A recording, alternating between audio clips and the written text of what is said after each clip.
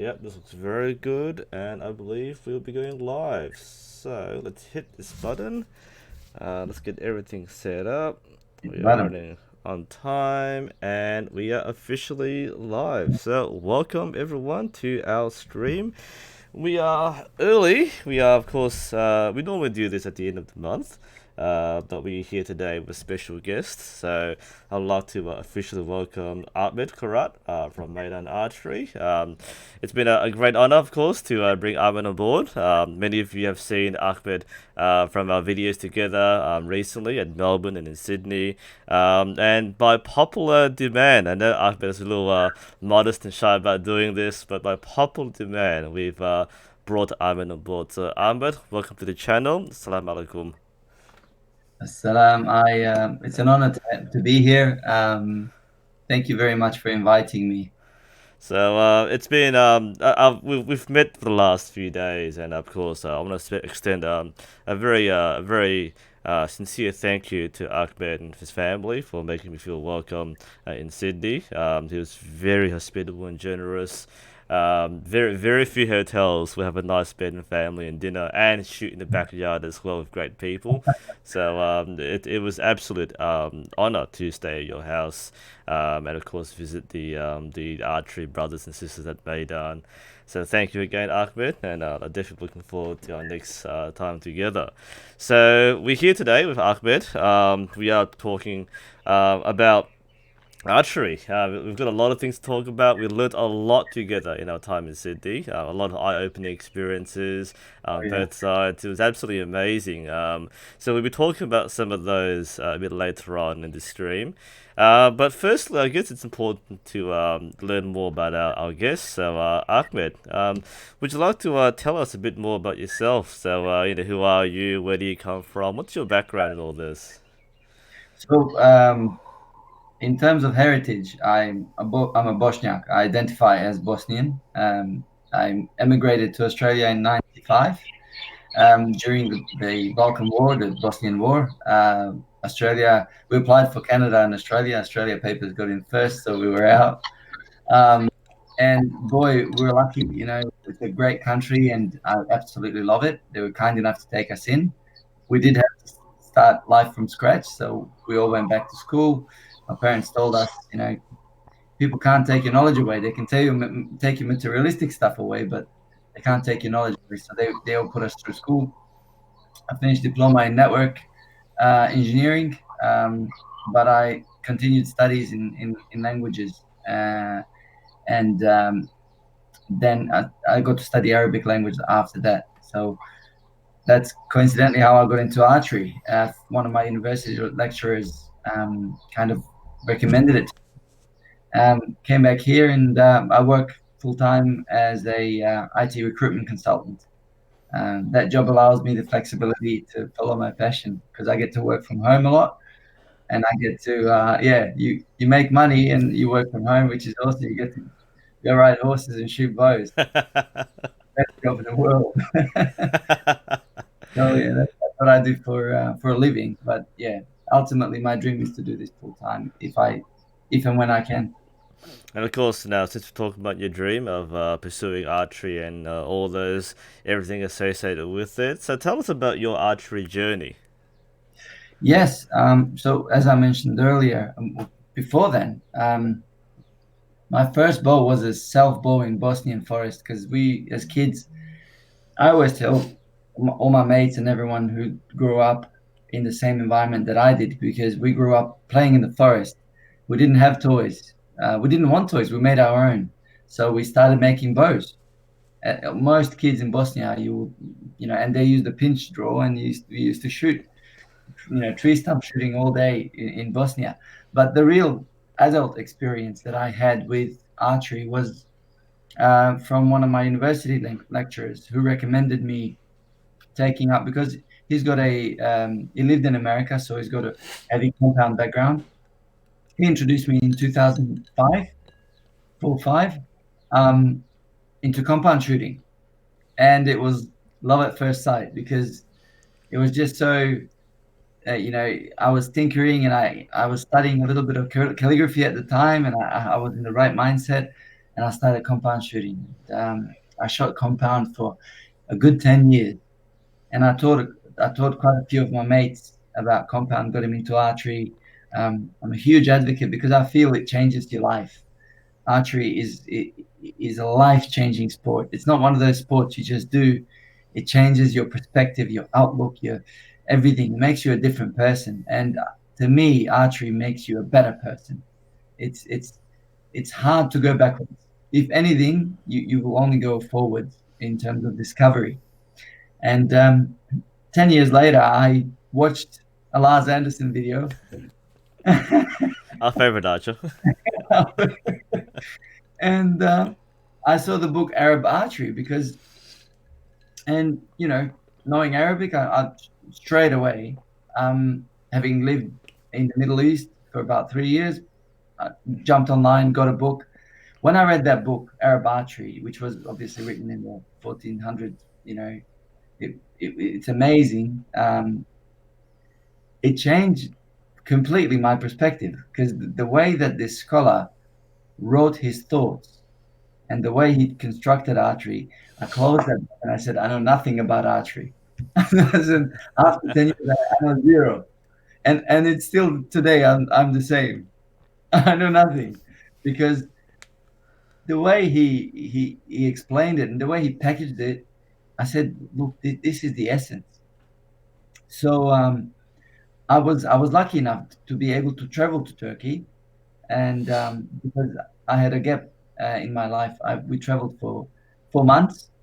My wife's originally from Serbia, so I left her with the parents, and I took a trip up to see the Justin Ma, so to speak, of Turkish archery, Murat Ozveri, who is who was honestly had the most impact on me. Um, I wish I could. I wish I'm good enough to call myself his student. I'm not his student. I wish that one day I can be of that level. But he's taught me. He's laid the foundation in his club, the Tirandaz, and then following later his channel, Abdul Kabza. He's really laid the foundation for me, and he explained to me the core and the essence, and then he kind of directed me in a channel and said go, and then I went back and forth between Turkey and Serbia, and I visited him again, and I saw the team at Tirendaz over there in Istanbul. In my opinion, he's one of the best teachers that one can wish for, and also the crew over there are awesome. If any Westerner or person wants to go to Turkey and learn about archery, I highly recommend it. They're really nice guys. The other place I went to is Ochkular Vakfi or Tekke, and that was like a pilgrimage. That was like whoa, because there's like you're walking on holy ground. You're walking in and you're like and the lodge and you're thinking, how many masters walk this earth, these grounds, and it was amazing. And the vibe I saw there were so many kids everywhere, like kids doing archery, and you don't see kids doing archery in Australia. Like everywhere, kids, youth, and it was just buzzing with energy and life. And people were coming and watching, and it just you could tell it was part of the culture. It was in the blood. The Turks really they have archery in the blood. So that's where I really felt it changed me. I was a compound shooter. I was good at what I did. I hunted. I did 3D. I loved it. I tuned, put apart a bow, put it back together. No problems. But when you go to Turkey, it's like pulling yourself apart and then putting yourself together. Wow. It's not the bow. So it pulled me apart and put me back together. And I was like, I landed back in Australia. I said, I'm a changed man. Now, no disrespect. I do pick up a compound from now to then to move it from one place to another. Unfortunately, I don't shoot it anymore.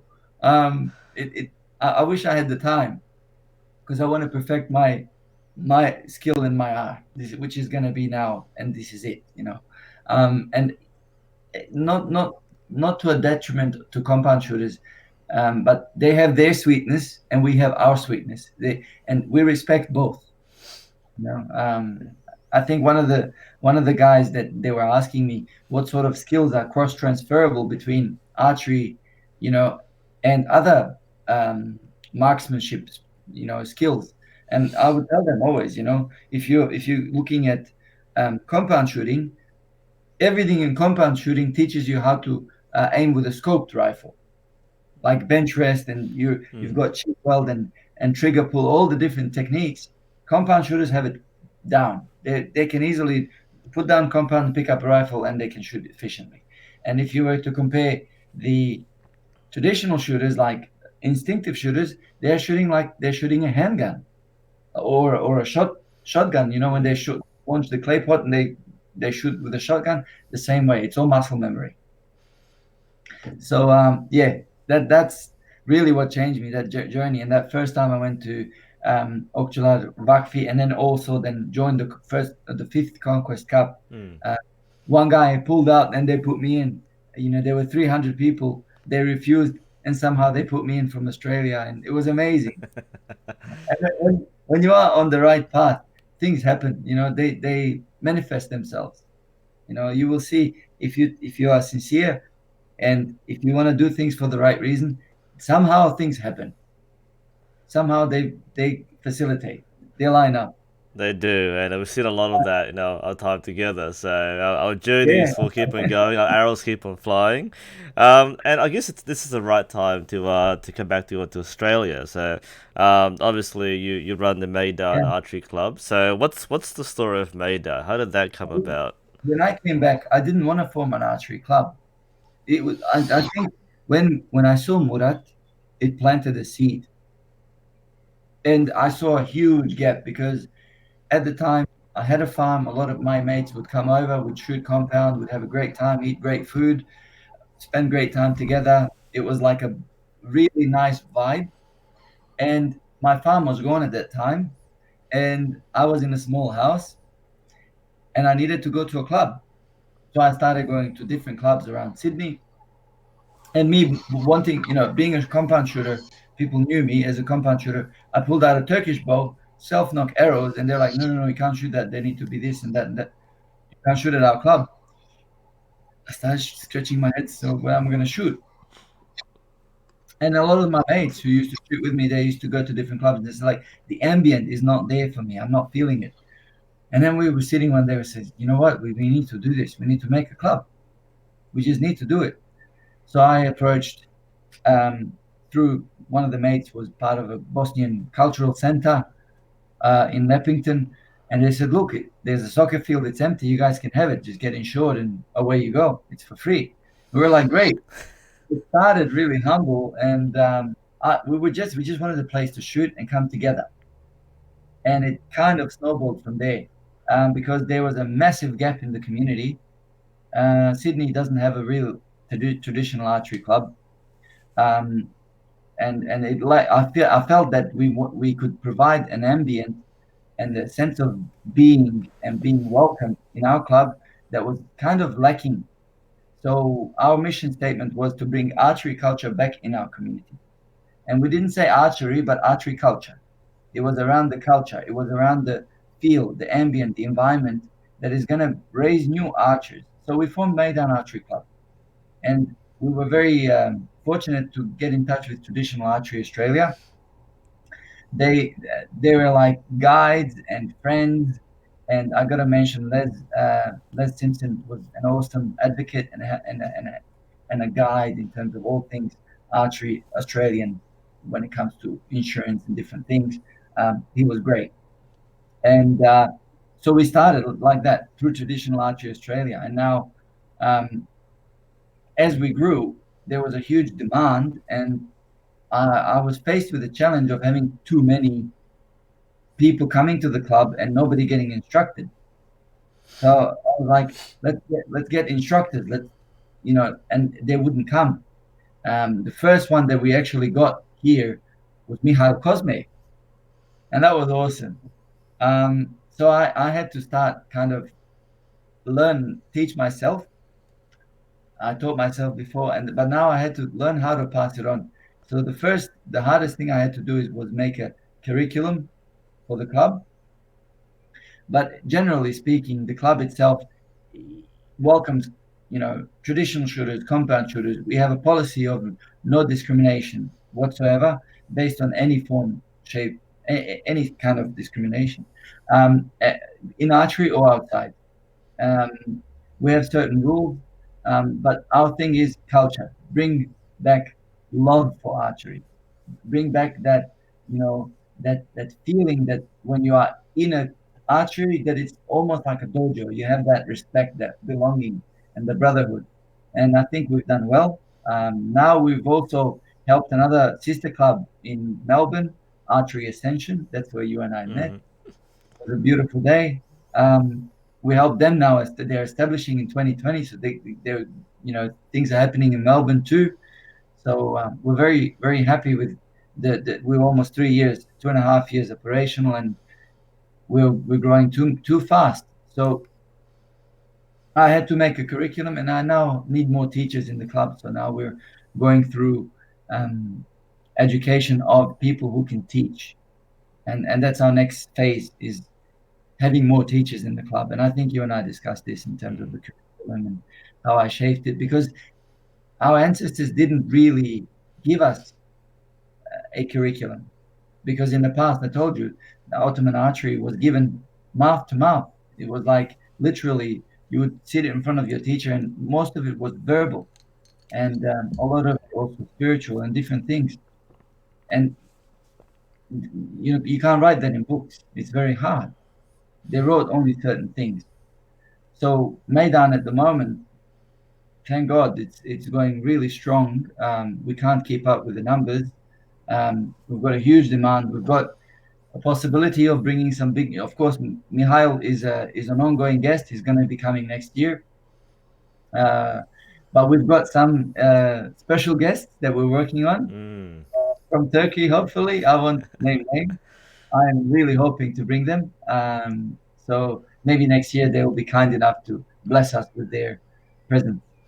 But this is our goal: is to bring world-class trainers come to our club, teach us, and then we pass on that knowledge to others in the community, and then spread that way. And we also compete internationally. So I competed in China, in Conquest Cup. So I competed alone in China. Um, Amazing journey, by the way. China was amazing. The other one was Conquest Cup. That was a big one for us this year. But also locally, we compete. So that's for the next year. We're going to be seeing a lot more teams from Maydaan competing in local competitions. Definitely, and I really admire what you said about the archery culture. Like you said, we first met each other in person in Melbourne, and my vibe there was well, that's one of the best things I've ever done. It was just to have that. It felt like coming to a family rather than to a club. Everyone was, we treat each other as brothers and sisters. We ate Yeah. together, we shared knowledge together. There's no feeling being left out. And when I went to Sydney and so to Maydaan, it was exactly the same feeling. So the that transfer of culture is something which I feel that a lot of modern clubs kind of miss that. The modern lifestyle and the modern approach where you do archery, you come in and you tick a box off, and you buy a bow. You kind of don't have that same connection, and I feel that's something that all clubs should learn. Is to make every single person feel like family. Go out of the way to make sure every single person is supported, and of course not to enforce any negative mindsets, not to discriminate against different bows. I consider myself blessed in many ways because my club, we're a modern club. We teach compound and Olympic recurve, but at the same time we have people like myself who shoot Asiatic, we shoot traditional. We have people who hunt, people who do sport, people who compete, and everybody comes. There's no one looks like you looks funny. If someone brings like a Manchu bow or a Turkish bow, no one looks funny. It's kind of like, well, I've got one too. Let's shoot together, So we have a special corner of our archery community, and I feel like every club, and like you said, will benefit a lot from examining how we can enforce an archery culture, not just doing archery, but sharing that culture as well, which we did a lot of in Sydney, and I'm definitely looking forward to doing more of that. Yeah, we were. I'm, by the way, you might have guessed this already. For those who don't wonder, I'm wearing my Maydaan shirt too. So Yeah, we are part of the family here. mashallah. uh, all right, so there are a few questions. We'll touch on the questions just a bit later. So I want to go through our next topic here, just because I think this will line up and the questions will make sense onwards. So we're going to do a bit of reflection on our knowledge of Ottoman archery, and you're learning and I'm learning. But as we are transferring our knowledge and experience and wisdom, of course, many people starting today really don't have that teacher. Like you said before, in archery, it was mouth to mouth, the teacher to student, and we transfer that Mm. way. These days, it's from like fingers to keyboard to Google, and Wikipedia will answer our questions for us. So obviously, people will now come in with an incomplete understanding of Ottoman archery. Many people don't know exactly what it is or what makes it separate from other styles of archery.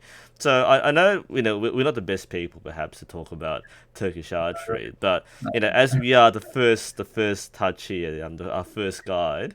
What can you share with us? Like what is Ottoman archery from what you've learned so far? And I guess what should people know about Ottoman archery? Hmm. I hope I hope Murad doesn't kill me for answering a question he should have been answering. Really, he's the one that you should be asking, or somebody who's better than me. But if you ask my limited understanding of Ottoman archery is a part of Asiatic archery. Ottomans are from the steppe. They are Turks, Turkmens, Gokturk, however you want to call them, Blue Turks. However, I'm not a historian, but they are thumb shooters and they are horseback people. They're nomads. So they did Asiatic draw. That Mm, everybody did that. Majority of the world did Asiatic draw. Unlike today, everybody shot thumb. It was just more efficient. Now, what the Ottomans did with the bow, and I like to use this reference, and I may be in trouble for it, is what the Japanese did with the katana. The Ottomans took archery and they absolutely perfected it. The zenith of archery definitely happened. There's no east and west agrees. It happened at the hands of the Turks because in the 15th, 16th centuries, they reached distances that was unfathomable before. You know, you are talking 800 plus meters in terms of shooting a bow that length, not accurately, just how long you can. Because Turkish archery, Murat splits it in two. He says battle archery, target kind of archery, and then menzil. He calls that flight archery. Flight archery is the business of sending an arrow far, and the Turks perfected that. So Ottoman archery would be the key thing to Ottoman archery, what their perfection of the sport, because they treated it, the Janissary was very similar to samurai. Their only dedication was how to be a better servant, how to basically be a better soldier. War was their trade. Um, the other thing the Ottomans did really well is they standardized curriculum and they established almost schools, sport clubs, but they call it tekke, uh, archery lodges, where archers go to learn the art. So they institutionalized this. They with the government from the Sultan, he went and bought a huge piece of land for 2 times its cost. He paid 2 times the price. He did not care because in our culture, this is something you give for eternity. Like when you give something to community, it goes to you, with you to your grave. If you keep money, you can't take it to the grave. But if you give money, you take it to your grave.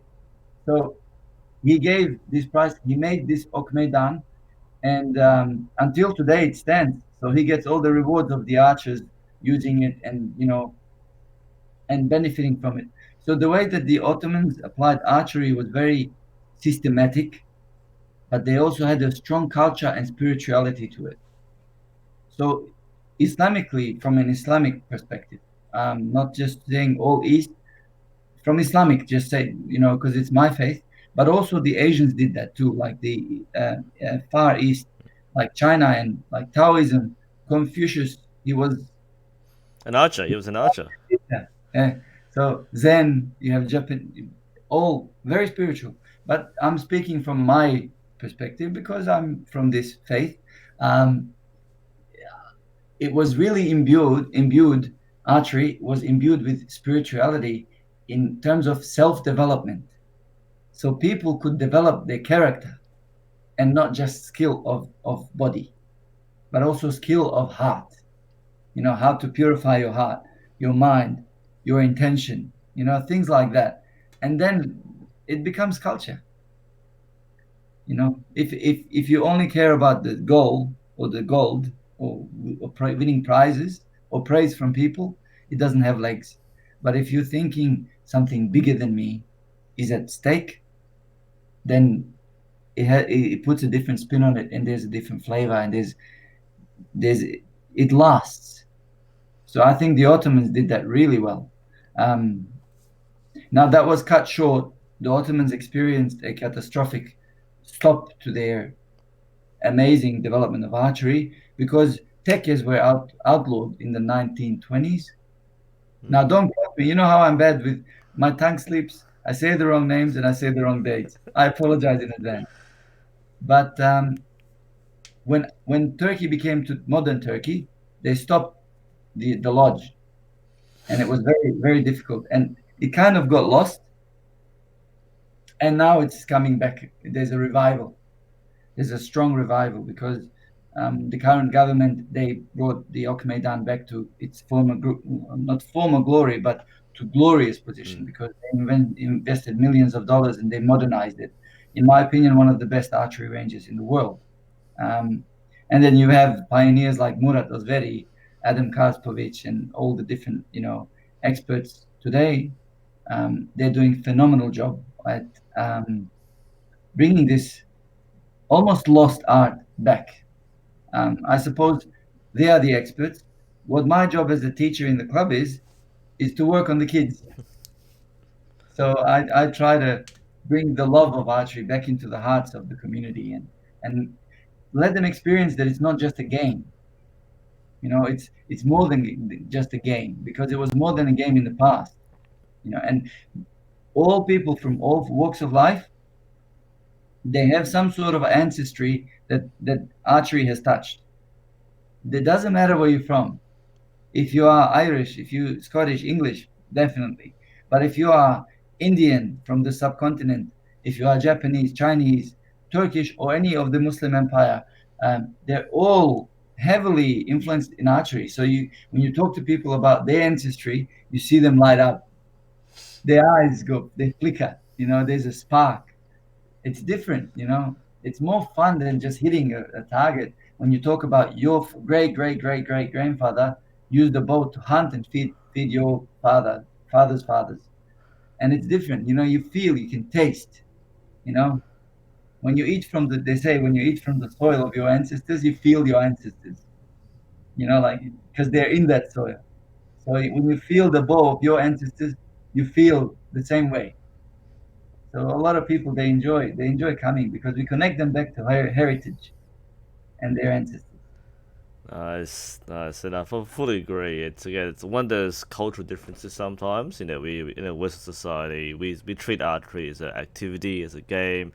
The bow is a tool, but look at the Eastern cultures and all of them. Like archery is part of life, and it was Confucius himself who said that through archery you discover yourself. It's been a lot. It's been a great time us discussing archery in all its forms. Definitely something to think about in your lifestyle too, wherever you are. Think about making archery part of your life, not just something you do. I was going to briefly cross over to a question we had prepared before. The question was, let's go back to Ottoman archery. And again, we're not the masters here, but we have an understanding of different styles of archery. We touched upon things like Japanese archery and Chinese archery, and we've kind of answered this already. But the question was, how does Ottoman archery specifically differ from other Eastern archery styles? Within examples of like Persian archery, Arab archery, or Mongolian archery, what makes Ottoman archery specifically different? I think we covered that one off. I think it makes it because they perfected it, specifically Ottomans.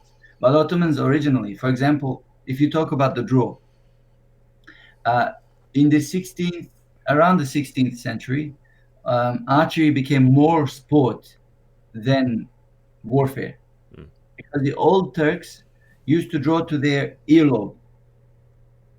They Yep. used to draw minimum to earlobe. If you were to draw less than your earlobe, they used to call you Nimkesh. Yes. So that was somebody called me Nimkesh from Tirandaz. They were like, "Won't be Nimkesh, come to full draw," and it stuck. And even sometimes today I get lazy. I don't come to full draw. I remember that. Nimkesh means incompetent archer. So coming to full draw is very important. But I want to point out just briefly that a lot of the writers from back then, Turkish and Arab, they had a way to describe anyone who didn't do it correctly. They were I foolish think it people. was a memory jog, maybe. But yeah, so later, for example, talking about the draw, later on, they started drawing a little bit shorter. But I believe, and probably Murat was maybe a better person to ask, but or other people who know better.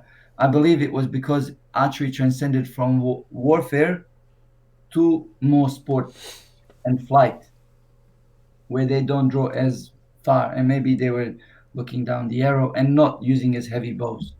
Um, and as we found out, for you to draw a heavy bow, there's a certain benefit of drawing to the earlobe than a shorter draw because you line your bones up in a straight line much better when you draw back than when you are at your nose or your mustache. By the way, when the scholars said, and Murat will also mention this, they meant when they say mustache draw because the Ottomans have two types of draw. The mustache draw is vertical mustache, not to the mustache, and the eyebrow is how you draw the bow like that it's always to the earlobe. But anyway, the Ottomans, they institutionalized it. So is it very different from the Arab archery? No. If anything, the Mamluks were a model for the Turks because the Mamluks, a lot of them were Turk themselves. So and they came before the Turks. Mm. Later, they were defeated by the Turks and then kind of amalgamized into the empire. But the Mamluks were somebody that really started to institutionalize and write down manuals and write down things properly. And then the Turks followed in their steps because the Turks write things down. They're sort of people they appreciate history and they like to have institutions to save things, to preserve them. So they preserved it in a way. But is it very different? I wouldn't say it's totally different. That's very different from many other sort of Middle Eastern or Central Asian styles. It's originally from there. I think part of the popular perceptions, especially we tend to be from a Western bias because most archery is Westernized from TV shows and through sport. People tend to look at Eastern archery as kind of one kind of archery, like all Eastern archery is the same, which is not true. Apart from the institutionalizing and the training, different cultures will train archery differently. Even things like the bow types, techniques, the style of warfare was particularly important. And I guess we were thinking things like like some I'll say this myself, but some styles have more focus on things like speed or shower shooting. Ah, Other that's styles have more differences in slower techniques, and this is something which I find in discussing and trying to separate this tangled perception is like people think, oh yeah, you got to shoot really, really fast, and some styles do, but that's not the only thing that we do, and not every style, east of the of Turkey did that. So I guess from a more technical perspective, I guess we talk about different styles of shooting, different ah, releases. okay, And okay. I think the way which Ottoman archery separates this is a bit clearer, and it is distinguished. So could you talk more about that? Like, what are some of the different Yeah, I get releases you and now. I techniques? didn't Yeah, get the first time. I think that's what we're kind That of was so working general. towards. Yeah, yeah. So let's talking about um, three things. So let's break it down into three: speed, precision, and power. So in Ottoman archery, you needed speed, precision, and power, and that same goes for most of the Middle East to be a complete archer on the battlefield. Without speed, you have no defense because speed keeps the enemy at bay. When I was in Tirandaz, I told you I drew my bow back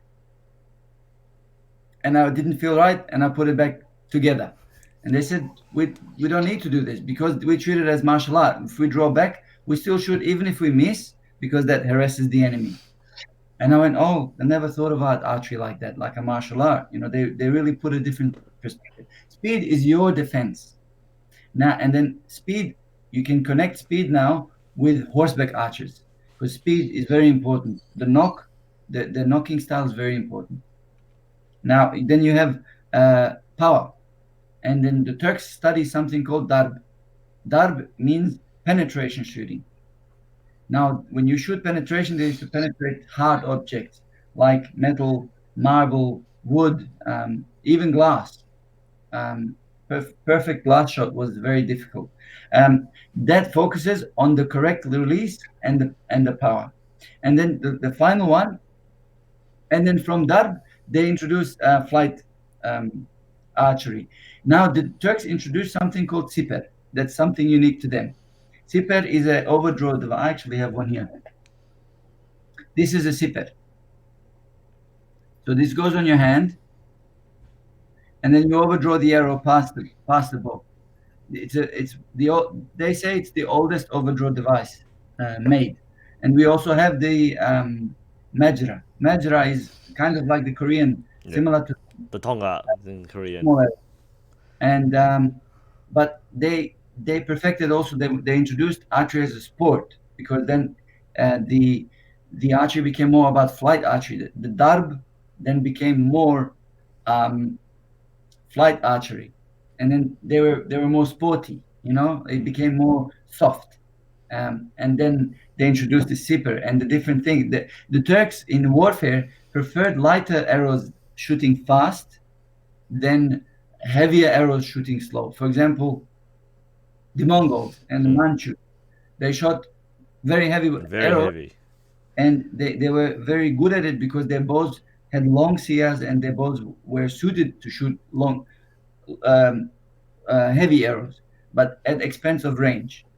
The Turks had lighter arrows, so did the Mamluks, by the way, and that's how they defeated. It was mentioned um, when Baber faced the Mongols. Their bows were designed more for longer range and um, and lighter arrows, and they had shorter range, heavier arrows. If you were to compare it, it's the difference between the Germans and the Allies. The Germans used to have this theory of putting as much firepower in a certain area spot Mm. as they can.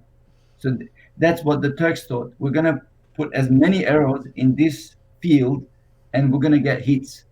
Whilst the others, they were like one arrow, I have to aim and I have to hit. So it was so they introduced shower shooting, and they were really proficient at all those styles. Which is why we see that all the methods of holding multiple arrows in the hand and different That's kinds of another draws thing. that's Yeah, kind of more unique to Turkish and Arab archery. it Is is. that correct? Yeah. It is very, very unique because it was mentioned on a coin in the Seljuk state, where in the Seljuk Empire, which is Turkish Empire, they had a coin of an archer on a horse and holding three arrows in the hand. Mm. This is There's two ways of holding arrows in Turkish archery taught generally. I'm not aware of more. And one is where you hold arrows in your hand, point forward. That can be replaced by other objects such as javelin, sword, whip, other things. But generally, that makes it fast. And the other way is holding the nocks with the arrows down. Now that Mihail, yes, Mihail Cosme shared a legend with me about how that came about. It was Rustam. Rustam is a legendary hero of the Persian Empire. He was riding the king, and they were debating what weapon is greater. Is it the sword, or the bow? So the king told Rustam the sword is greater because that will kill Mm. a beast in one strike. The bow needs minimum three arrows to be sure that you kill the lion.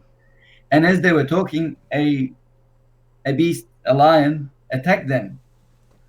So Rustam was quick enough to let one arrow off, but the king finished it with his sword. And then he turned to Rustam and he told him, "Indeed, my argument wins. Here's the proof." So Rustam was not an easy man. He was a hero. He was a strong-minded person. He went away and he thought about this. He said, "How can I now?" He wouldn't take no for an answer. So he figured out a way to shoot multiple arrows out of hand. And that's where that comes from. Mm. Holding arrows, or the Persian draw, as they hold the arrows forward, which is slightly different Mm. to the Turk. And the Japanese draw is, they use even fingers, but on the thumb side of the draw. But the point is, he went away and then he figured out to hold multiple arrows so he can kill the lion before the.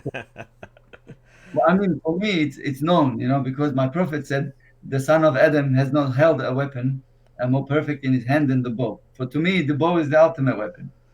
There's no better weapon, because the best weapon is the one that subdues yourself and not another. This is my Mm.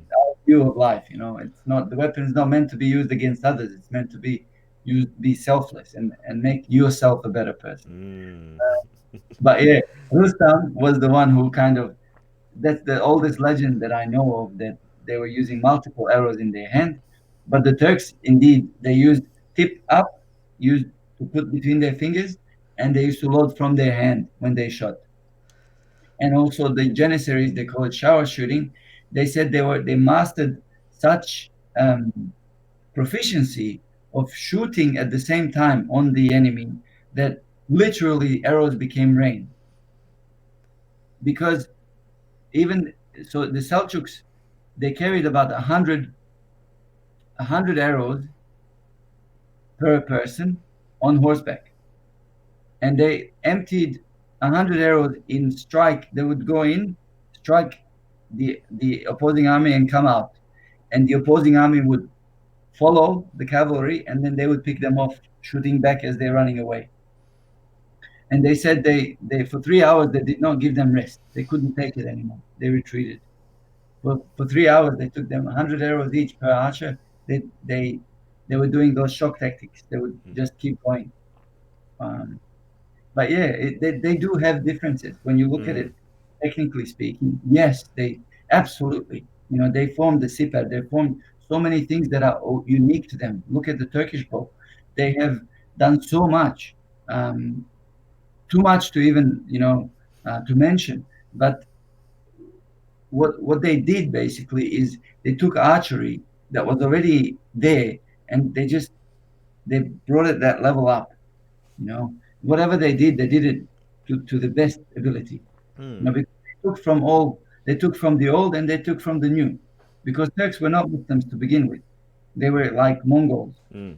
Then they became Muslim, and then they adopted the archery styles of the Muslims, and they kind of joined them with the Mongols. And they found the optimal kind of way that was that was good, I guess, and that worked in battlefield tactics. Yeah, They absolutely. Yeah, and I really, think when it comes down to it, like because we're talking so much about history, because archery is tied to history and culture as much as anything else.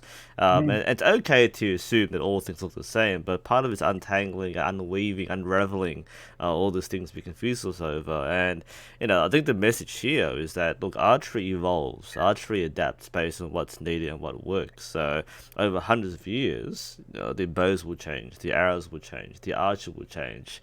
And just because one particular culture, use a very effective method of, say, shower shooting, doesn't mean every other culture did the same thing. And I think yeah. making very broad generalizations can be very detrimental to understanding of archery.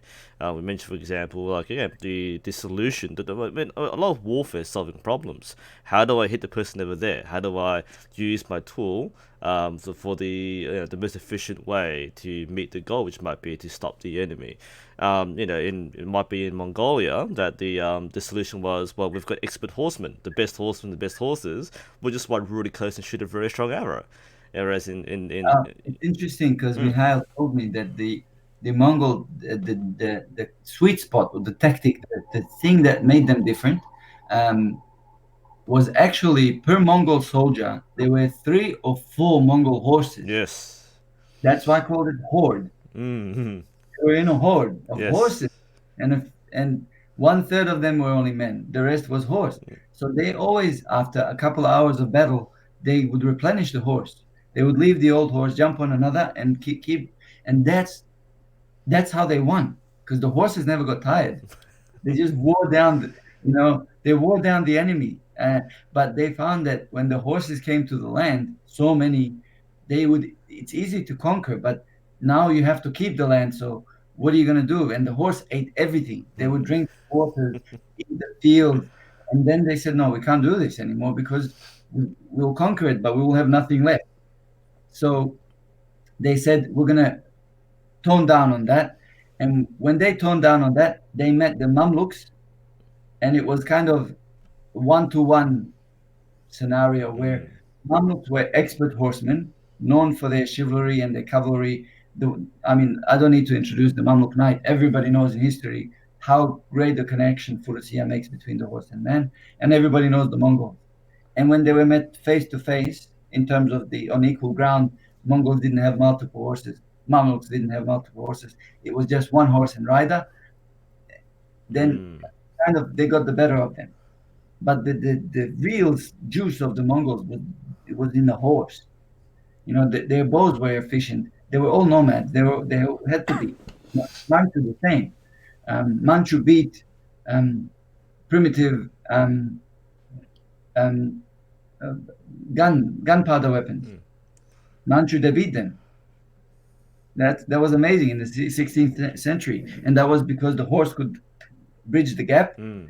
to make their own gap. So when you don't have multiple horses or infantry, you had to make your own gap as a cavalryman into the lines of the defense, make your own gap, and then take your horse through it, and then do a bit of damage, and then come back out. That was the Yeah. most tactic. Yeah, and of course, if we look at our perspectives elsewhere in the world, well, again, not every culture would use horse archery. Others specialize in more foot archery. The English, for example, were known for that. Yeah, Again, different solution to a different problem. The English couldn't shoot their 150-pound war bows really, really quickly in a shallow way. So what did they do? They got thousands of archers instead. Numbers. yeah, exactly. So I mean, we're not generalizing, but like yeah, like this, and this is again coming from what I do on YouTube here is to educate people and talk about different styles. We really can't be treating archery as one universal style. We have to understand differences to understand what brings us Yeah, together, and that's really what this is. This is about. So I want to take a bit of a break here because we've got a lot of people in chat who are piling on the questions, and I'm looking through the list here. okay. So thank you everybody joining in. By the way, if you want to ask a question, we're gonna have a bit of a live Q&A session right now. We've got a few more questions to touch on, but since you're here, let's talk through a few things. Again, perhaps we might not be the best people to ask, but we are people you can ask, and we'll do our best to answer. So I'm not sure if Ahmed has a chat open, but I've got the list over here. We'll I'm facilitate this trying to open it. discussion. Yeah. So look, we're gonna go right to the very beginning. So again, do apologize if you're shouting questions at me and I didn't read. I am reading on chat, by the way, but we're going to have this conversation first. If you do have a question, feel free to ask right now. If you wanna make me like really see it, just tag my name, NUSensei, and I'll see it in bright orange on my screen. Otherwise, I might miss it. But let's go through some of the questions that we had from the very beginning. Our first question comes from Super Honest. And this is a good question. I think we both know this answer, but the question is, do they make modern horse bows with modern materials like carbon, graphene, flax, bamboo? Bamboo's not a modern material. Hang on, we've used bamboo for like centuries. But yeah, like, well, are we like? I think we both know, but can are Asiatic bows or horse bows being made with modern materials? Absolutely. And they make some very good ones. They also make some very bad ones. It's hard to tell the difference. If you're not like I said, they definitely do. Do they come close to shooting a hornbow? Some of them actually feel very close to shooting a hornbow. Even a hornbow is a different beast. It's it's like people who do saber fighting. You know the difference between a blade that's made from soft metal and somebody who spent hours and hours forging. Mm, But yeah, definitely, there's some very good reviews out there. I think you've done a couple, and there's a couple of brands that we work with here in Australia. Veg is one of them. Alibo is another. Great guys, very good bows for Australian outback. Um, but do they? Yeah, yes. To answer the question, yes, they do. There's plenty of um, and more of them coming up every day, manufacturers, which is very positive for the sport and the industry. And of course, we think about like modern materials like fiberglass, which makes archery really affordable. Like Yeah. fiberglass kicks like a mule sometimes, but like the some of the materials like they're so cheap. You can get a decent bow for $80 easily, and that's enough to learn with for most people. But of Yeah. course, there's the high end. You have like carbon layers. You've got the fiberglass coating.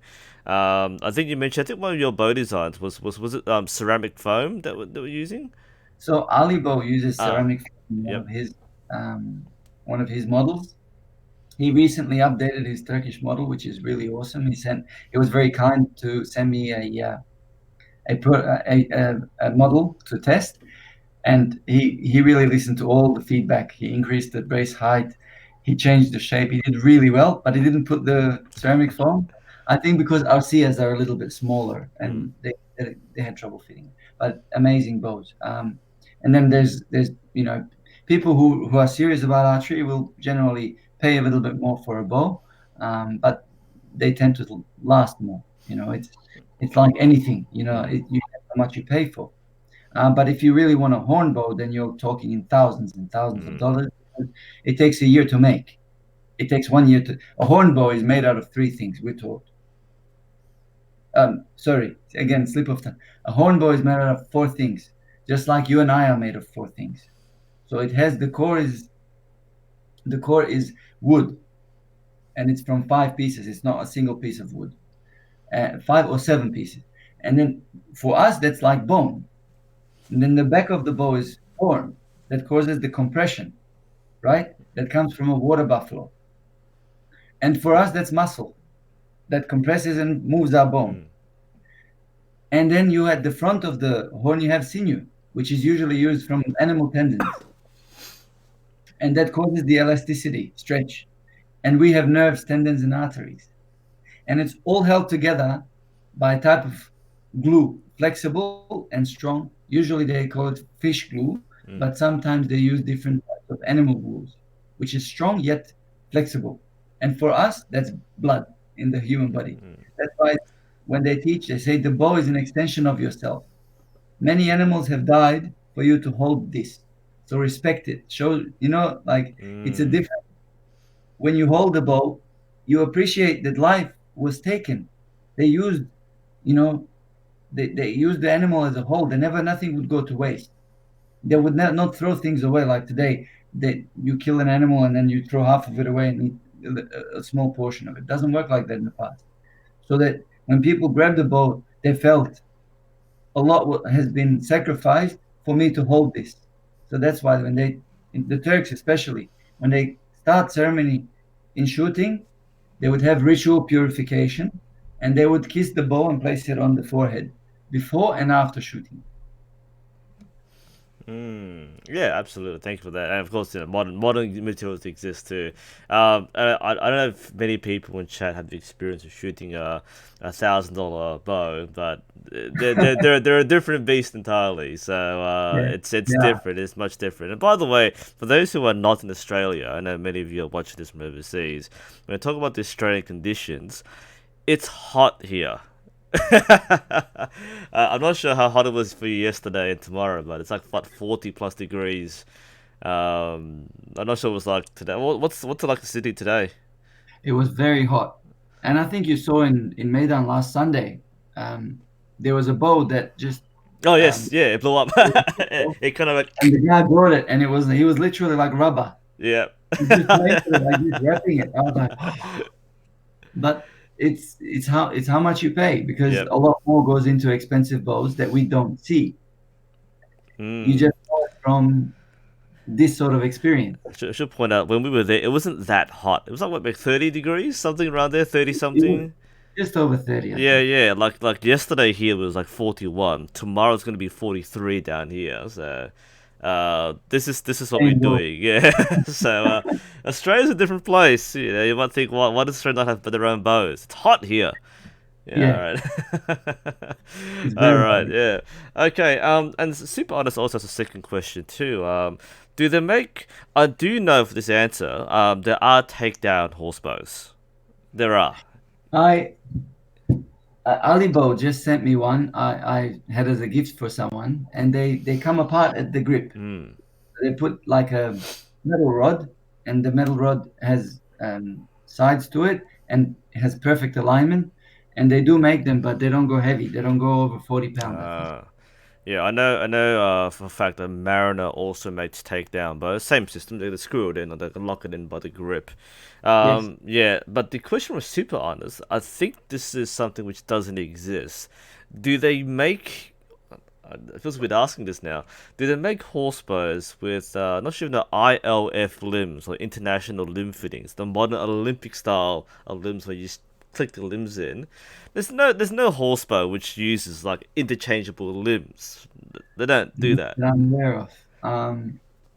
Not that I'm aware of. So the best you can do is you have a takedown bow where it comes in two pieces and you connect by the grip, but you can't replace the limbs. I think that by You can't virtue of change the the weight. Yeah, the limbs themselves are like part of the bow. You can't like change the limb for a different limb set. So if you need to get like a higher draw weight, then you need to buy a new bow. You can't really yeah.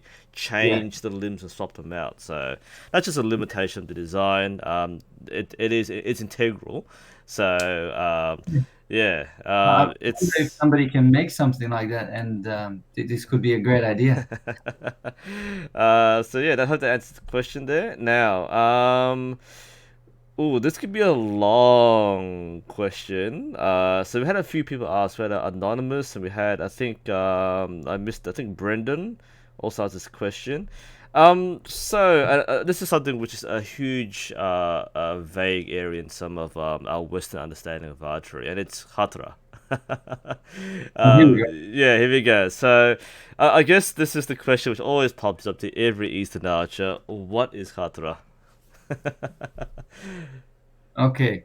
Um, Now, there was a great video done by Master Murat on Hatra. He explained it. I recommend people to go to his channel, Abdul Kabza, and watch that video because he is a very scientific person. He likes to quantify things, he likes to break things down, and he's very detailed in his approach. To me, you look at me like a peasant of archery. So, to me, my very simple understanding of Hatra is the forward motion of your of your bow hand and the backward motion of your release hand timed so that your arrow stops oscillating sooner in flight than later. And this is another thing that the Eastern archers, or Ottomans especially, they could shoot overspined arrows better than other archers who relied on the bow because of the hata. So it does exist and it's been proven. It does add speed to the to the arrow. We have chronoed it. There's a lot of YouTube videos on it. But I can talk to you about an orange, that it's how it tastes, and that it's liquid, and when you bite it, it's like this. You peel the skin, but until you actually take a bow and shoot it and see the difference in your eyes when you do hatra, how your arrow goes straight, and when you don't, and then the arrow goes the other way, it's hard to explain. So I recommend everybody, if they can, to experience it for themselves, not cosmetically, but holding the bow forward, kind of pushing it forward, and then releasing in the perfect form. You will feel that your arrow straightens sooner in flight, and then you will have a perfect release. And this is something which I experienced myself first time. Yeah, I think. Ahmed and Omar down at AA showed me was, we say before, the arrow doesn't lie. And when we practice torba, you shoot bare shaft only. There's no fletchings. You will see the direction the arrow points, and there's a difference when you don't use katara. The arrow will not point straight. When you have good execution, it will fly exactly straight. So yeah, I having seen it myself, and I guess I've had the fortune, the blessing to having learned this from people who are learning as well. So we can see in front of our eyes, like we said before, the arrow doesn't lie. But I think at the same time, the people who are watching, masters or archers who are doing khatara, they only see the physical process. They don't really see the process, the sequence, the internal side, which is what we talked about in quite detail. Yeah, So all that's they very. see, I've got my tiny bow here. By the way, we had fun with the bow in Sydney. It's the only one that fits on my screen right now. So, but when people see people go out there, they throw the hand forward. They think, oh yeah, khatara is just mean you do this. It's not that. It's not just throwing the hand forward. It's more than that. It is meant to be a continuation of the shot. And in fact, one thing we talked about in Sydney was like we had trouble teaching people how to execute katra. We were thinking like forward hand only, and we kept forgetting about the rear hand. So, could you share more about that? Like, how do you teach people katra, and what difficulties have you had? Um, Teaching people in general is difficult, I think. As a teacher, I agree. It's hard. But okay, I think when teaching hatra, it's important to start not from the bow but from the back. In my experience, having taught quite a few archers so far, I feel that people, when they teach from the front, they only focus on the cosmetic hatra. So I try to teach correct form, lining up the backhand, and then on release, that they feel their hand going back and not out or up or down. Like Mihail Kosme said, it should go directly back and slightly continuing, almost like you're punching something back like this. That's hatra on the back. Now, when you apply the correct kabza or the grip of the bow, which is strongest at the pinky, followed by the ring, followed by the middle in terms of putting it forward, and you hold the bow like that with perfect back, then the hatra starts to make sense. And then when you time it, when you feel, so when you draw your bow back and you, as you said perfectly, like your teacher mentioned, I forgot his name now, Okay, Kishikli, Kishikli, yeah. he said, has to be timed, and you have to be ready, internalize. So when you internalize and you release that hatra and it happens perfectly, that's a perfect shot. But a lot of people, they try to demonstrate hatra and they don't do it properly, and then they're like, oh, it doesn't exist. Absolutely, yeah. I've seen again when you only see the physical side, the cosmetic side. Yeah, it'll look like you're throwing the hand, if you're painting the ground. It's a very, it looks good. It looks good on camera when you do it correctly. But looking good isn't the same as doing it right. And when we were experimenting and exchanging our knowledge from the seminar at Maydaan too, we were looking at the similarities in the technique and the execution, the follow through of a shot. And one thing which I was taking in from Coach Lee was being subconscious by transferring it from a conscious. Obviously, if you're thinking about throwing the bow forward, it's a conscious action. So of course it won't be timed properly. It won't come out right. But once and this is what we did in Maydaan, once we switched off that consciousness, when I was shooting and I used Katra for the first time, I felt that it was perfect, it was beautiful. I thought, wow, I remember in Melbourne, I was thinking so hard about how to do it correctly.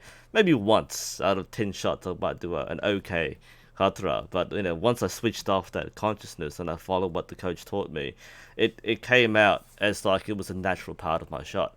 And I think that's really what kata is a natural embodiment, a natural follow through of the shot, where it is you are following everything, the backhand and the front hand.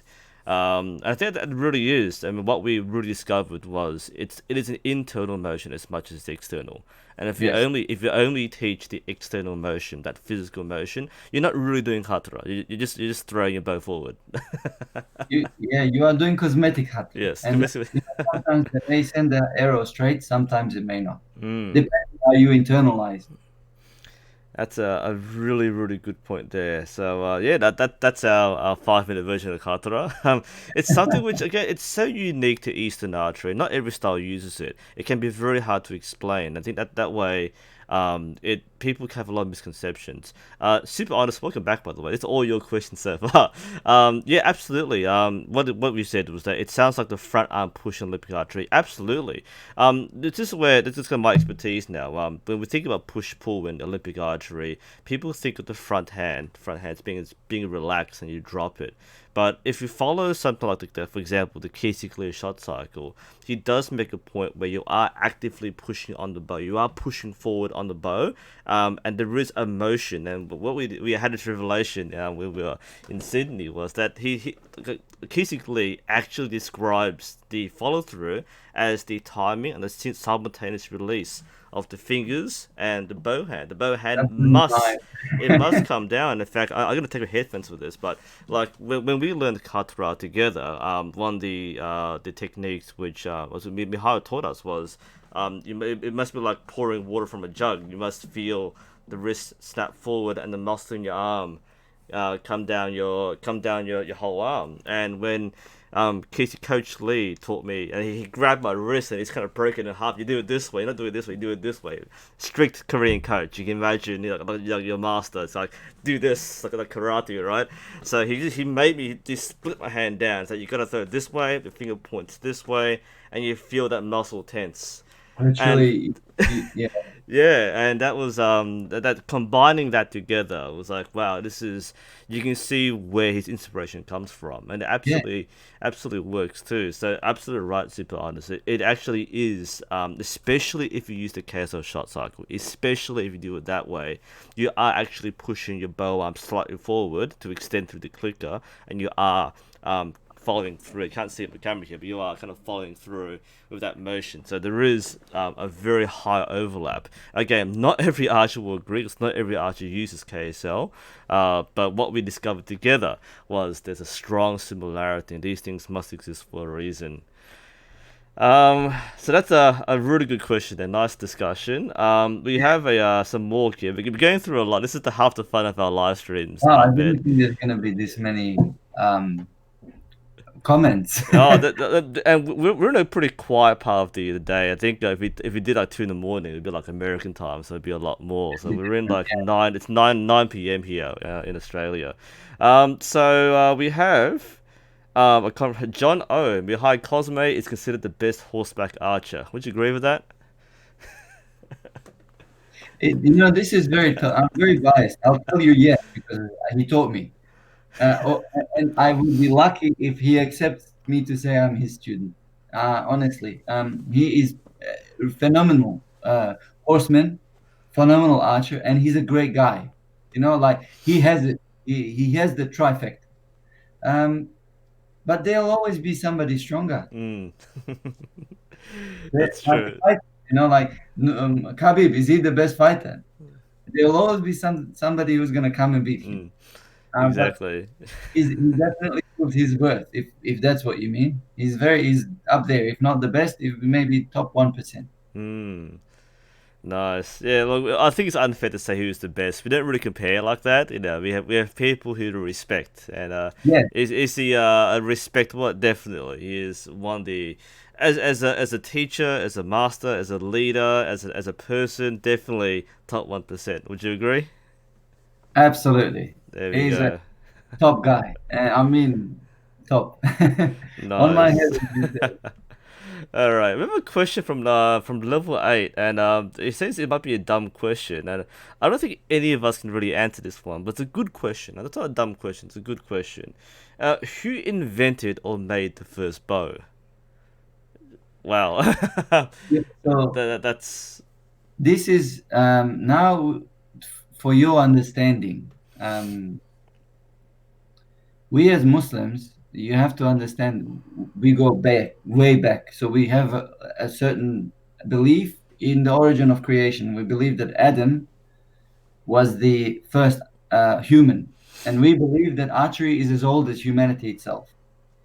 So we believe that Adam was the first archer, and we believe that the first bow was from heaven, and it was a self bow, a stave of wood, a string, and three arrows, and according to other things, three, five, or seven arrows, were passed to him by angel Gabriel, and then he did archery. That stave of wood later became the staff of Musa or Moses. mm, Um, but the composite archery, the what we believe in, the first composite bow was revealed by Gabriel how to make to Prophet Abraham,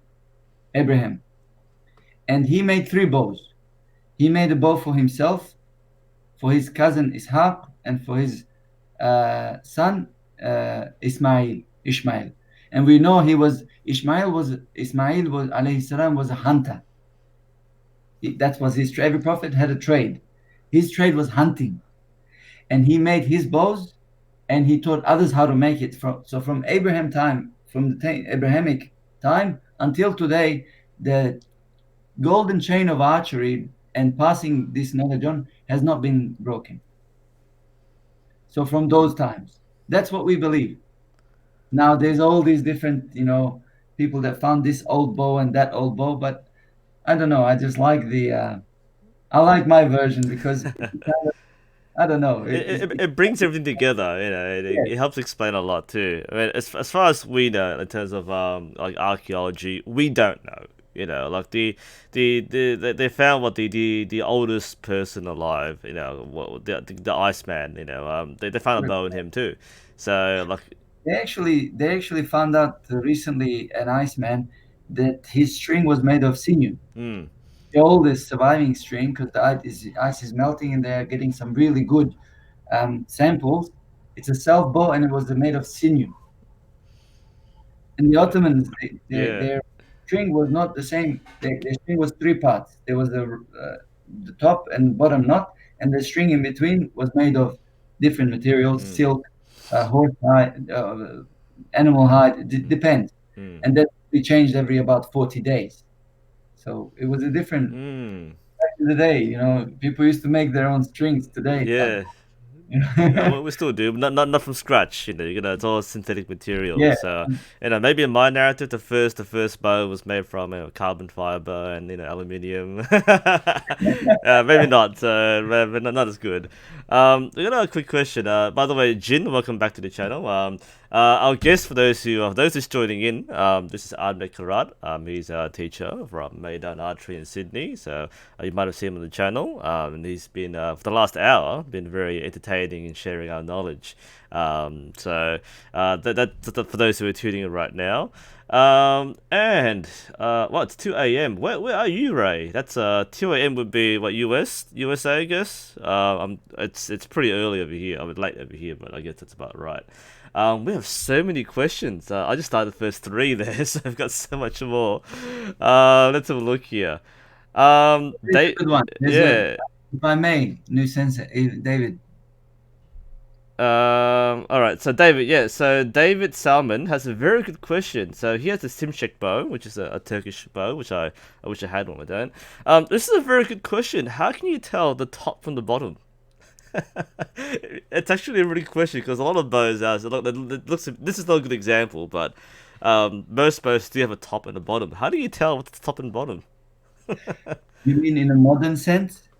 Yeah, I In a guess. Yeah, modern yeah. sense, most manufacturers will put the writing.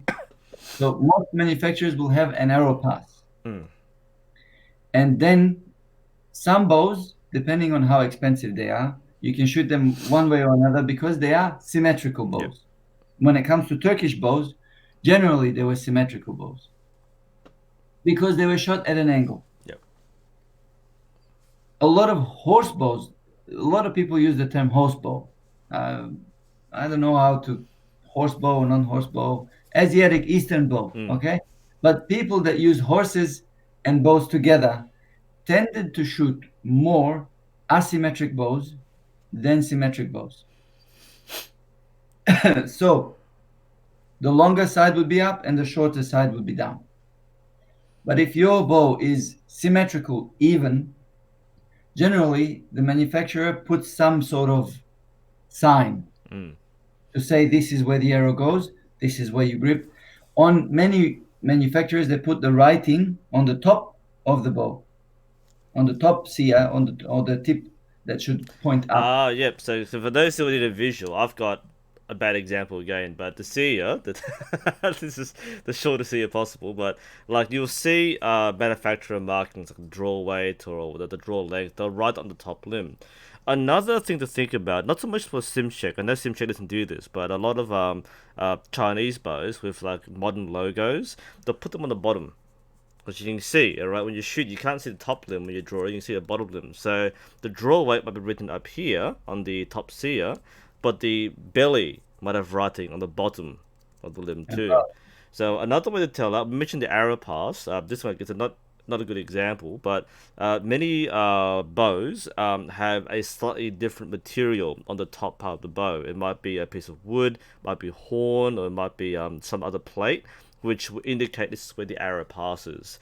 I have made mistakes in the past where I have shot bows upside down. The people corrected me. The one I was thinking about is the Ishvan Toss, a Mongolian bow, which has wooden arrow passes. And the first time I Mm. shot it, people say it's upside down. And ever since I've been shooting it, people ask me, why are you shooting that way? It's like, that's the right way up now. The wooden thing protects the arrow, it protects the bow, and Yeah. it makes sense. So yeah, there are some small things. I'm not sure exactly the SimCheck bows, but normally either they're symmetrical and it's fine either way, or there is some indicator, a writing, a marking, a logo, or an There is, arrow yeah. pass. And the arrow pass might be a different material too. I know for Chinese bows, they might use like ray skin on top. It's a very popular material now. It's ray skin. So there might be a different material on top of the grip, which will show which way is up. Uh-huh. All right. There, Well, there's yeah. another one that's very interesting. He says, how long will it take to become a Kemankesh? Yes, I was going to go to that one. We're skipping it through, but let's go to that question. So, how long does it take to reach Kimmykak? I like that question because it depends how you define Kemankesh.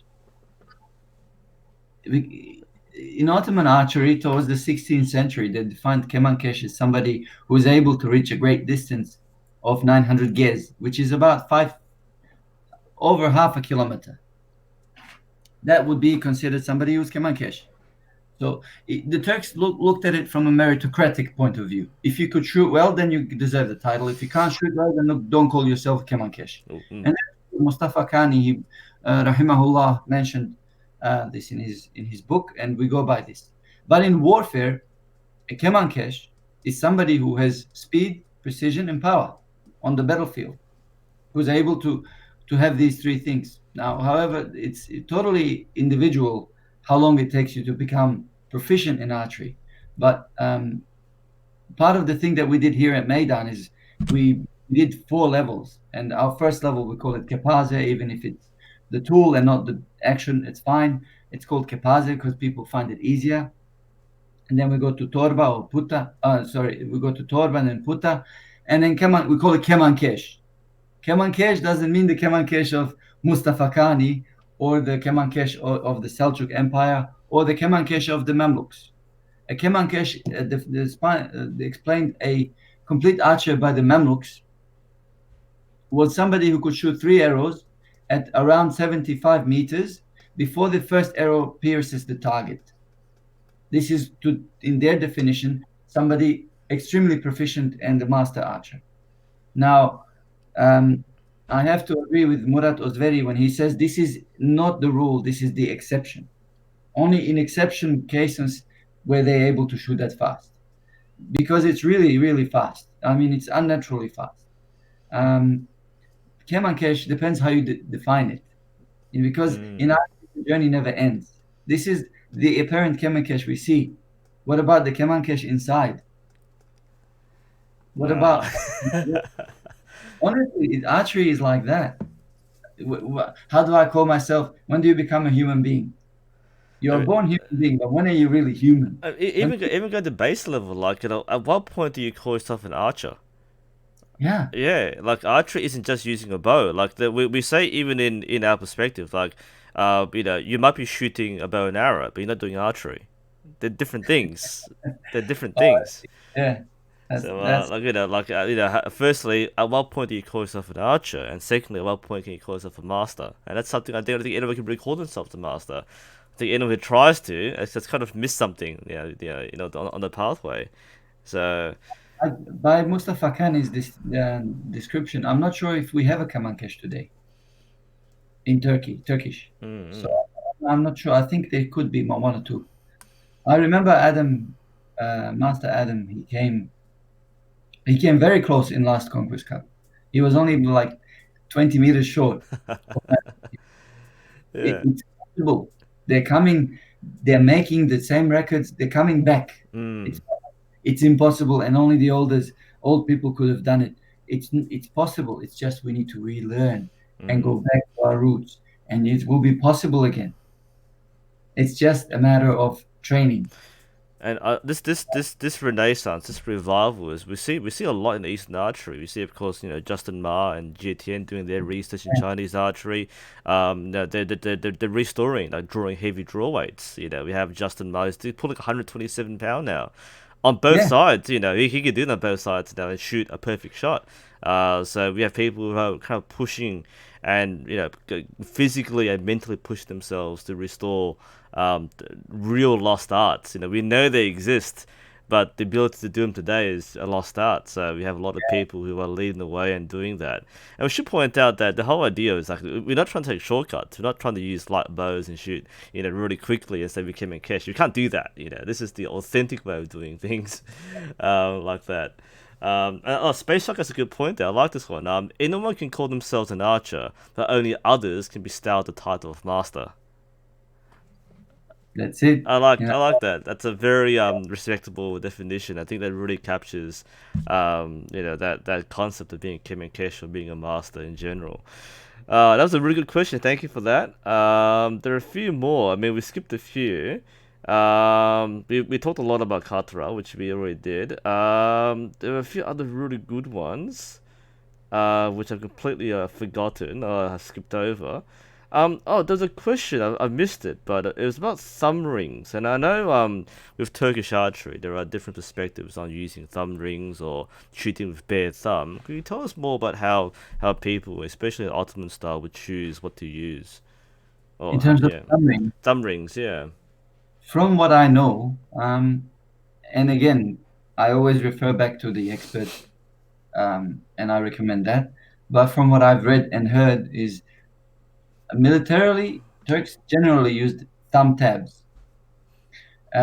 That's what Murat said, Master Murat. And Master Mihai also said that the Mongolians didn't use thumb rings because there was no finding of a Mongolian thumb ring. So they must have used leather Mm, tabs. So we know that the Ottoman army used leather. Even for heavy bows, they used leather. They have rings, and often they were made out of ivory, bone, and horn, but also out of precious stones and metal. mm, Because these guys shot heavy bows, like over 100-pound bows, and they shot them like it's a piece of cake. They didn't struggle. Um, so the, the army, I know, for the Ottomans, I believe, and I'm sure there's somebody out there who can correct me if I'm wrong, and please do. From what I know, it's they use leather more than rings, and there's not a lot of leather surviving today. mm, But Mihal, first Master Mihal also said that the Mongols, he also, because he doesn't use the ring anymore. mm. He doesn't use ring because he said, go to a cold country and see how many sizes your finger can change in a day. And he goes, you get cold, it's painful. So he's a very practical man. And I myself, I over under 40 pounds, I don't use a ring. So, but it's true for you to go to the next level of archery. A lot of it is in your ring. If you are relying on a ring, you have to get that good fit. Mm. You really need a good fitting ring to have a proper form. And a lot of rings are sold these days that are not correct. They say we are Turkish ring, but they don't have the area where the string should sit. Or they say we're Korean ring, and they don't have the correct alignment. So you are your best guide when it comes to your ring. You have to feel comfortable.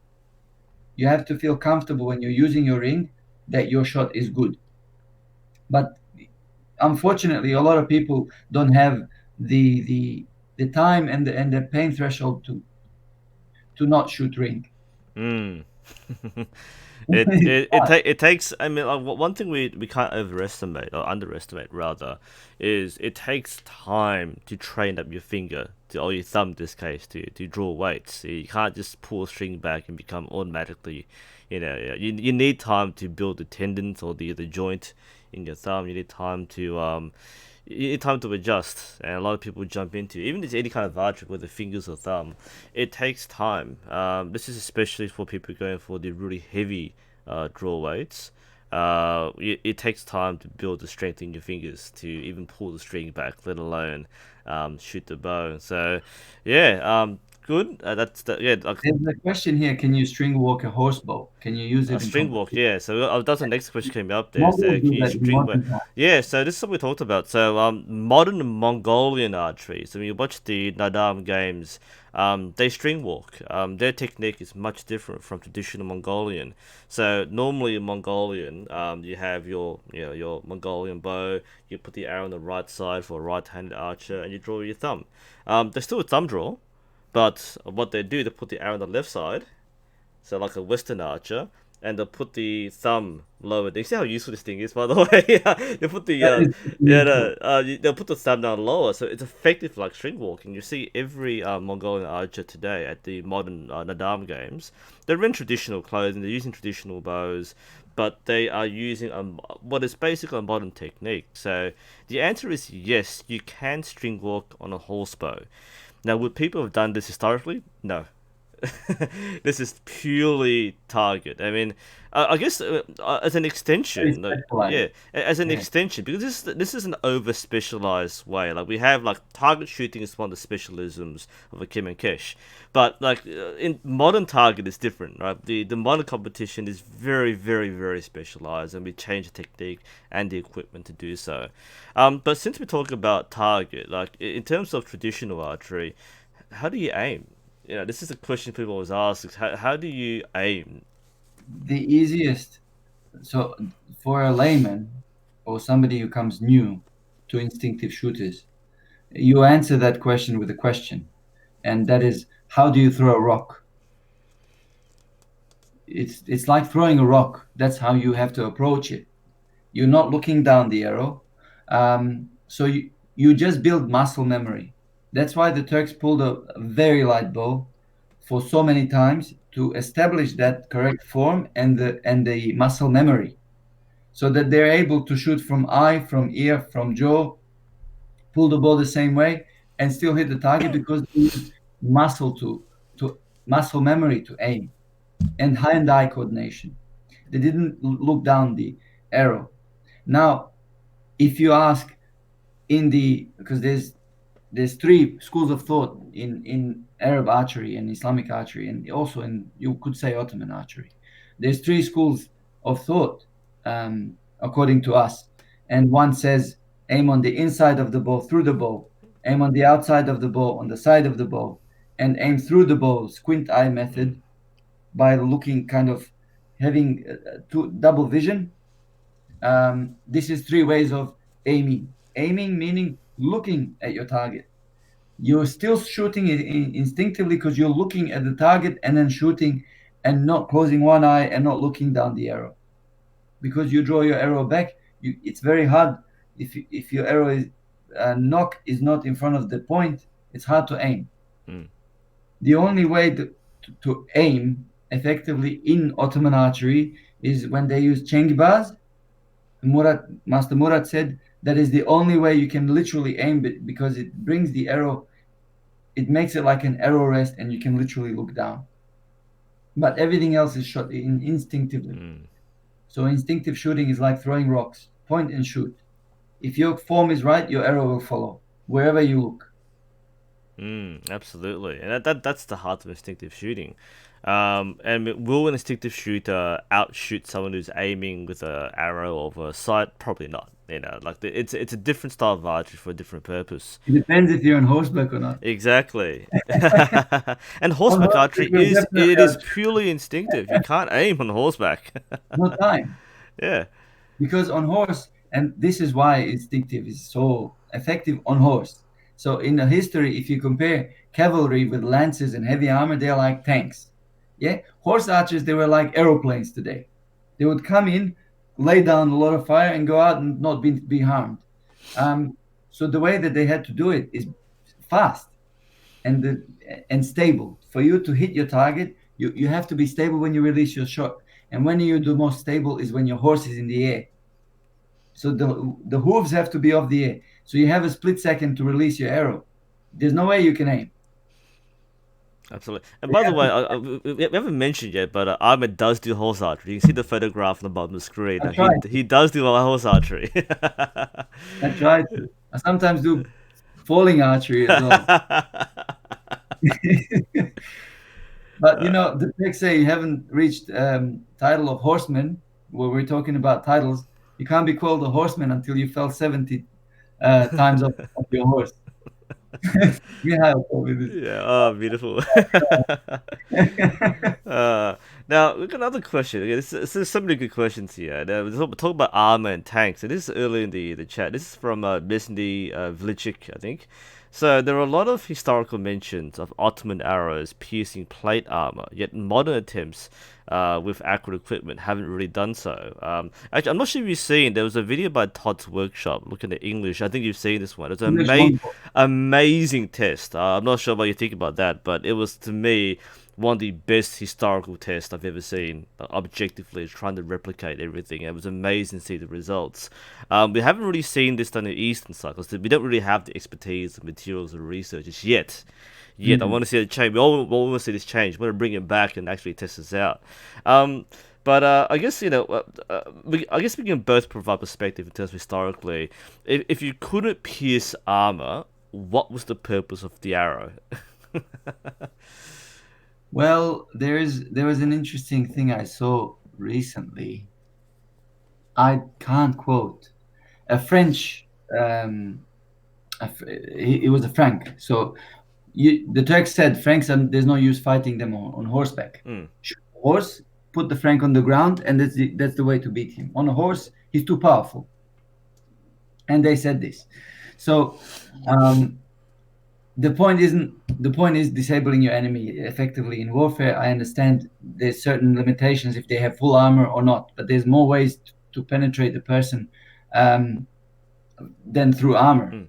I believe one of the kings of England had a piercing through a very rather uncomfortable area on his left testicle. He got pierced by an arrow. He'll be immobilized. Um, so this French general, and I have to find his name. He said, "I've only been shot." They lost the battle, but he goes, "I've only been shot something like 10 times, and my horse has only been penetrated 25. But I'm still alive. My armor saved my life, Mm. but I've been hit 10 times, and as in drawn blood. So, how effective is armor to stop the arrow through the armor? Probably very.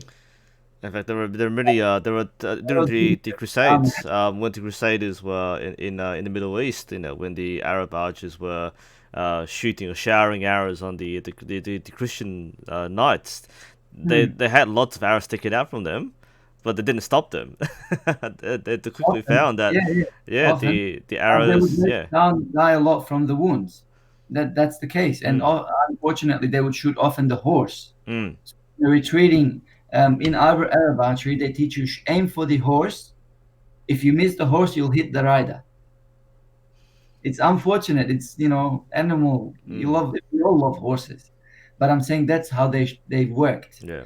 And mind you, that the Turks shot very heavy bows. The Turks shot extremely heavy bows, and they also used higher quality arrows. So the arrows were often, the nocks were made out of horn or bone, and also their fronts were very, the Damask steel compared to English steel at the Mm. time. A lot of them were very high quality points, because we know that also the point makes a huge difference if it's a hardened steel or soft steel. Again, steel on steel, the harder steel wins. Mm. General, Absolutely. I guess in general, generally speaking, like the whole purpose of archery isn't necessarily to kill. Like but being able to send an arrow further than a spear or sword gives you an advantage militarily. Like you will force someone to fight you if you can attack them when they can't attack you. Then no one's gonna stand there and go, "Oh yeah, I'm wearing armor. I'm not gonna be penetrated." No, and the whole strategy used worldwide, in every part of the world, is like the army with archers has more control. They dictate the battlefield. They choose where to fight. today, it's today, like whoever controls the airspace Yeah, has it's a control. very I good example. found it. It's French knight Jean de Genonville. He said about the Battle of El Mansoura, I was only wounded by their darts in 5 places, Mm. and my horse in 15. And the Crusaders here says they lost the battle. So I kind of I Nice. found, Yeah, but nice. it's the fact is, yes, the armor can stop an arrow, absolutely. Um, but what is the arrow's job at the end of the day? It's not, people don't instantly die often from arrow wounds. It's more than afterwards that they get, they break their spirit, they stop their fighting ability, and then often, hand to hand combat gets ugly, and then people have to get And if you think about it in modern terms, we have like automatic weapons, machine guns. Not every bullet will hit. If anything, maybe 1% of bullets hit something. often. And you Often, have, right? don't you? You have the bullet for one type and another bullet for Mm. another. And the Yeah. Manchus are very famous for that. On that note, on penetration, I saw another article. Another great nation for archery, the subcontinent, Oh yes, the Mughals. the Mughals. So the Mughals, they were not just Muslim. There were a lot of Sikh and Hindus with them, and they were together. So when the English were fighting, it's a fun, yeah, it's a funny description. But when the English were fighting them, at the redcoats, they would shoot a volley, and then go to retreat to reload their muskets. And one guy apparently was slow to bob his head down. And we know Mughal arrows were extraordinarily heavy affairs with very nasty tips. They were hunting tigers with those arrows, so they were very powerful. One guy, unfortunate soul, copped an arrow right through his forehead and went out the back of his head. And they have it was drawn as a picture, as like a 2D picture, and then they have it in history books. So the penetration power of a bow is inarguable. But they will always have people arguing, saying, okay, um, these are the facts, and the history is lying. Yeah, history is always somehow marred. Somebody will, the winning faction will write history. But if you have the correct technique, because darb is not just hitting a target, Mm. hitting it square on. That's why hatra is important. Straightening your arrow so that the penetration occurs, so that all your arrow power goes to that tip. And if all that power goes to the tip, and in the metal is facing the tip at a 90-degree angle, then chances are more than likely that it will penetrate the armor. Mm. But unless it hits at that perfect angle, it can deflect. Mm. Yeah, and I So guess the final note there too, like really important, is like we talk about plate armor, like the timing and the point in history is very important. I mean, the test we talked about is what it's 15th century Western Europe. We have the pinnacle of French plate armor was the pinnacle of English art. That was a test that we were referencing. You know, in the Middle East, people weren't running around the Crusades wearing plate armor. That's a whole few centuries apart. were. To be frank here, this French knight, he was in a crusade, but he got penetrated. Mm, It wasn't the armor plating that was penetrated necessarily. It could have been the neck area or mm. somewhere where there's a little arrow finds a gap. You know, Absolutely. The arrow will find a way, and we shoot enough arrows, something will hit. The the arrow finds a way. That's a arrow will new one. find a way.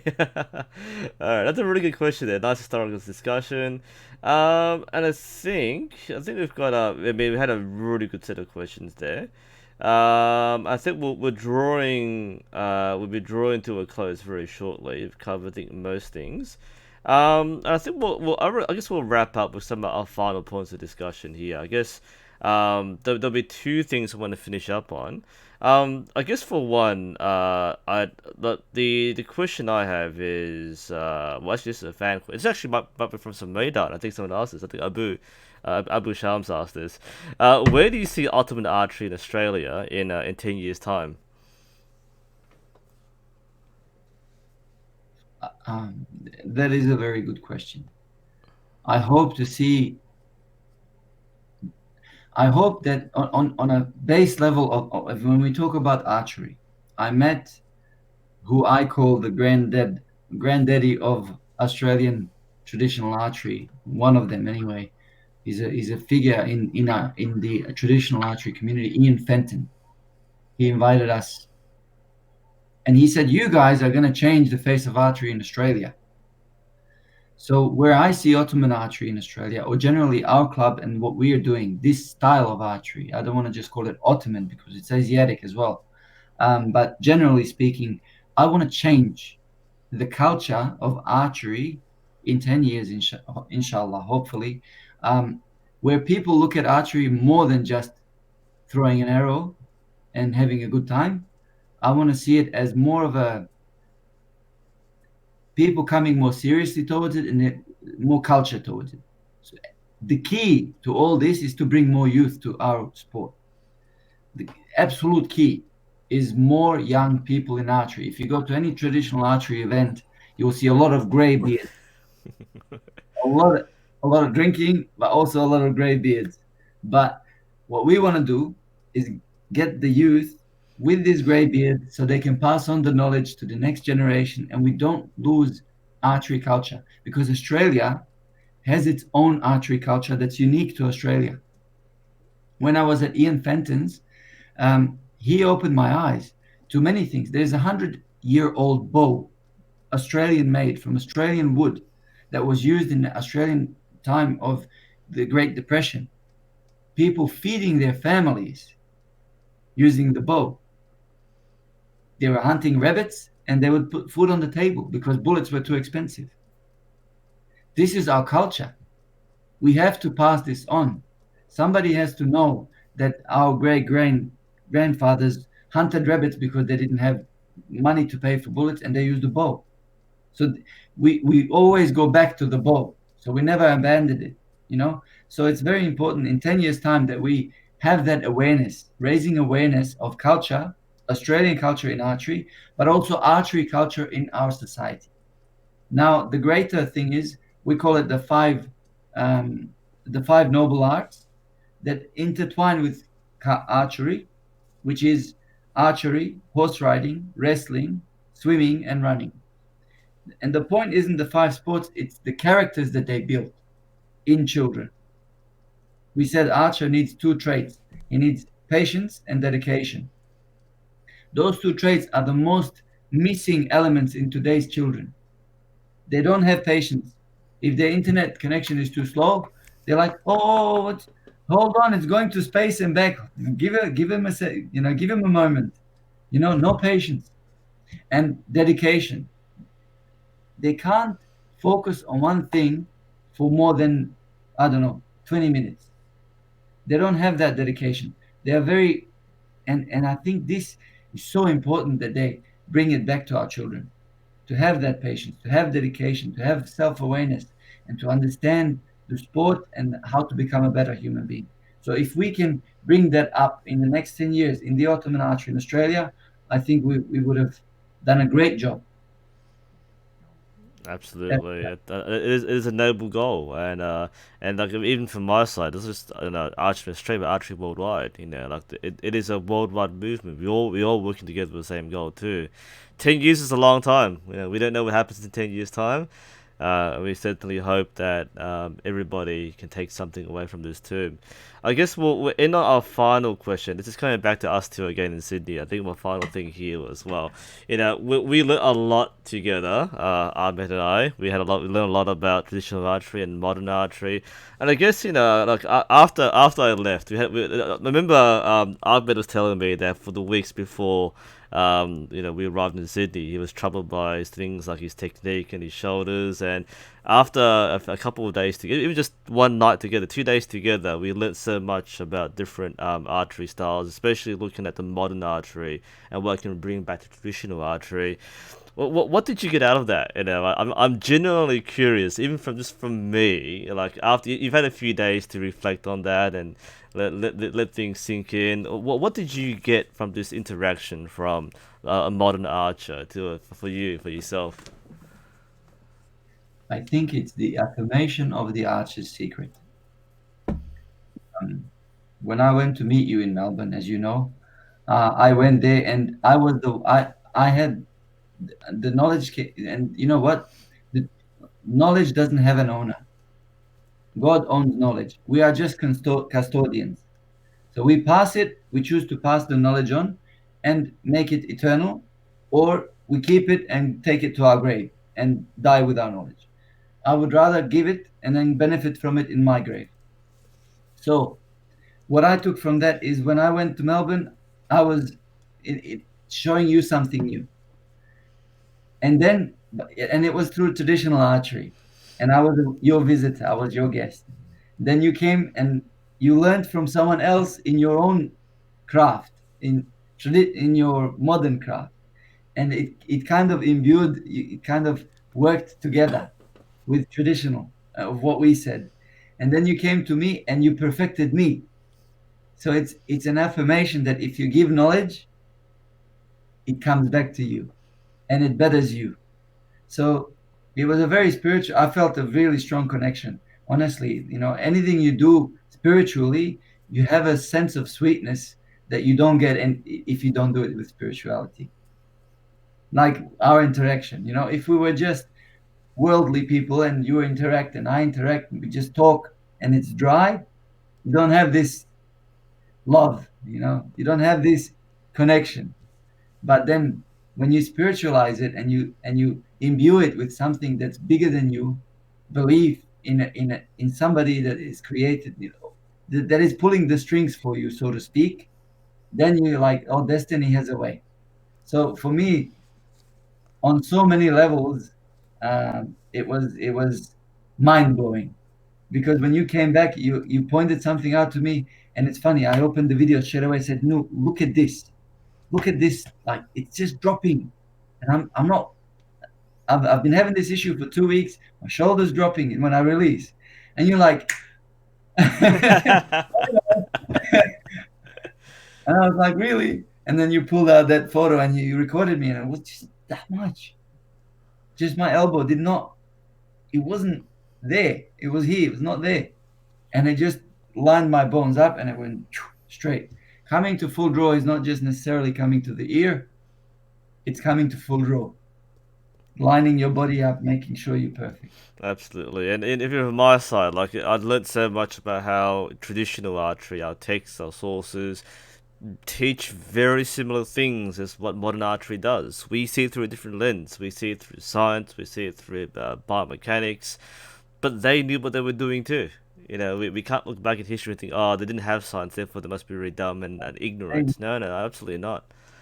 So we exchanged so much, and I think going ahead, like there'll be so many good discussions, looking at comparing traditional and modern styles and how they line up, and how we can teach these things in different ways, different contexts. So I think Ahmed will agree with me. Like we can both learn from each other, regardless of our styles and backgrounds. That exchange will affirm. I think that you're right. The art's a secret, and I think that's what we really got from it. So, I think that will formally end our stream. It's been an excellent discussion and conversation with Ahmed, and again, thank you for everybody who's been joining us in our stream. It's been very productive, and I thank you all for your excellent questions. We hope you've addressed as much as we can. We couldn't go through everybody, but I think we've gone through nearly 95%, which has gone really opened our minds up, and really hope that all of you have learned something from this. We're all happy to be part of our journey. As modest and humble as we are, we do what we can to share our knowledge and our journey with you. It's always important to give credit to our guest Ahmed and his work in Australia and Sydney especially. If you are interested in finding more about Turkish archery in Australia, then I think Ahmed is the person to talk to right now, especially with his large experience in running a club in Sydney. And of course, you're in Sydney and you want to try traditional Turkish archery. Maydaan Archery is right around the corner. It's a fantastic place. I've been there, obviously. You've seen the photos and the videos, and there'll be more of that coming soon. And I'm definitely looking forward to coming back to Sydney very, very shortly, I guess. And if there's chances to do more things together, then I will definitely be exploring those options as well. And more importantly, I guess, is that we've been very humble in saying we don't know much with the wrong people, but we're definitely opening more doorways for even more people to be involved in these teams in the future. We've mentioned people like Murat, Osveri. We might bring along, maybe Mihai Cosme. So we really are bringing more and more people together. We are in the same community. We are all brothers of the bow, as we say. And this sort of thing has been an amazing experience for myself, for everybody involved, and I really want to thank everybody, not just Ahmed, but for everybody who's been following this journey.